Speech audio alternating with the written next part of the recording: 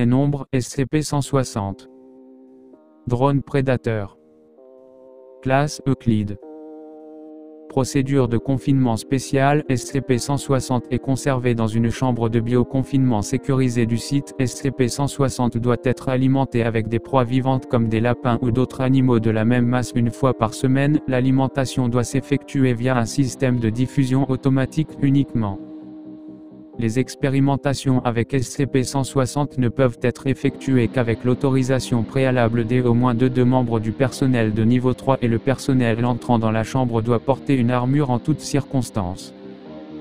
Description: SCP-160 semble être un véhicule quadrimoteur aérien sans pilote UAV avec un diamètre d'environ 1,1 m de largeur, semblable au modèle supprimé fabriqué par la société supprimée. Il est dépourvu de toute marque distinctive ou d'étiquette de fabrication. L'inspection visuelle de SCP-160 a révélé des signes de rayures et d'autres dommages superficiels antérieurs indiquant que des étiquettes d'identification peuvent avoir été déposées.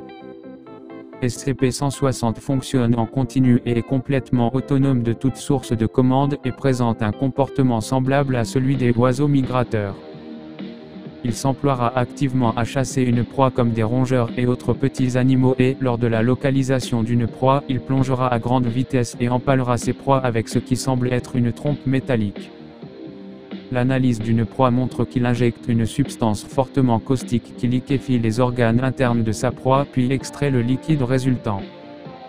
SCP-160 évitera généralement les humains et les animaux plus gros, mais il peut utiliser sa trompe en cas de légitime défense. Les morsures de SCP-160 sont extrêmement douloureuses et peuvent causer la mort par liquéfaction des organes vitaux ou par hémorragie interne. Des recherches plus poussées sur SCP-160 sont en cours, mais elles se sont avérées difficiles en raison du fonctionnement continu de SCP-160. Des fléchettes tranquillisantes sont inefficaces et SCP-160 semble être entièrement composé de composants non biologiques. Des demandes afin de tenter de générer une impulsion électromagnétique de faible intensité pour désactiver ont été rejetées en raison de dommages imprévus possibles.